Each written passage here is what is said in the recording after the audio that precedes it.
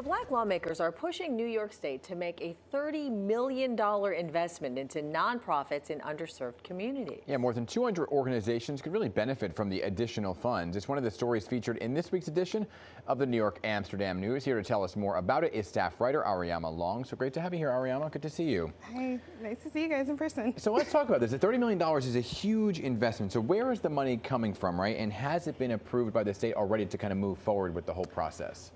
So this is coming from the New York State Black Legislative Task Force. The chair, Assemblymember Chantel Jackson up in the Bronx, under her leadership. This is something that got approved in last year's budget, okay. But this year they're still negotiating, but they're pushing very hard to get it funded again in this year's budget. Okay, so who's going to be in charge then of distributing this money, and do you have any idea how much money each nonprofit will get? Yes, so there's 5 different entities. There's Elm Corps, United Way of New York, FPWA, LISC, and the New York Urban League will be in charge of distributing. The funds from last year haven't been dispersed just yet, but they should be getting anywhere from $25,000 to, in some cases, $250,000. Wow, and do you know how they determine who gets what?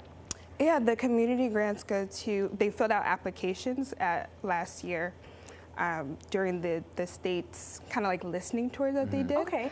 And over 200 organizations filled out these applications. They got approved by these 5 groups that I was talking about. And now they're just, waiting to disperse it. They're in contracting with the state right now. Yeah, okay, so to be continued, right? Yes.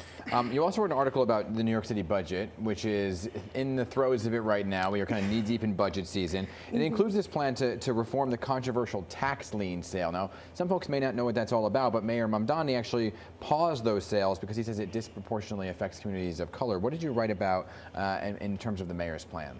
So the mayor's office reached out. They spoke about their intention to pause it for at least 6 months, to review the entire system over that length of time with the DOF, or Department of Finance, sorry, and come up with an equitable approach is what they said, to cut down on a more predatory system.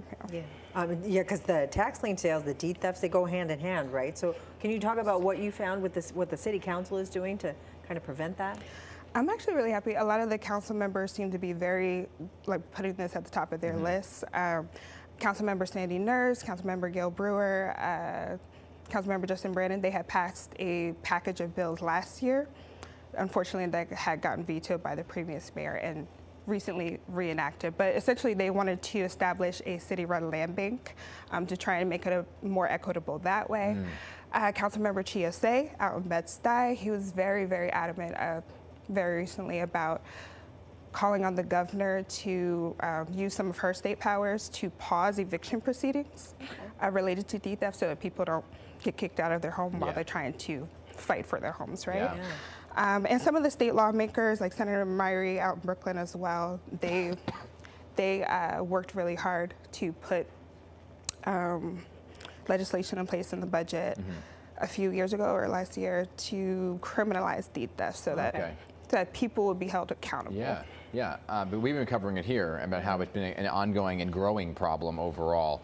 All right, to be continued on these budgets, because the state one, they already filed an extension. The city one, they're now city council versus the mayor. So I don't know when we're going to get final budgets, but it's not going to be on time. I know that much. No, it's not. All right, Ariama, good to see you. Thank you. All right, and you can check out this week's edition of the New York Amsterdam News online and in print to read about these stories and much more.